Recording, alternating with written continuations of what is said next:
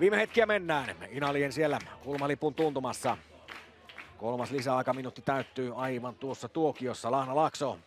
Joona Hiltunen ei pääse palloon, TPS-puolustus välissä ja nyt on niitä viimeisiä hetkiä sitten vierailla iskeä. Atakai olisi hyvässä juoksussa tällä oikealla laidalla, hänelle palloa myöskin pelataan. Heinonen jatkaa juoksuaan tuonne kulmalippua kohti. Hänelle palloa myöskin pelataan, taka-alueella olisi omia niin sanotusti. Hämäläinen päineen pallossa, Atakai kakkosessa ja sen jälkeen menee pallo maaliin. TPS siirtyy viime hetkillä 0-1 johtoon ja samalla soi myöskin Daniel Enqvistin pilli. Ja näin siinä, kuten aiemmin vähän jo mainostinkin, että rokottaako Turun Palloseura samalla tavalla kuin Jippo tuolla toukokuun ottelussa. No, nyt mennään vielä hieman pidemmälle. Aivan viimeisillä sekunneilla vastaisku pelaamisen kautta. Shers Atakai, vaihdosta kentälle tullut pelaaja. Tässä nähdään vielä tuo tilanne uudestaan, Hämäläisen pusku.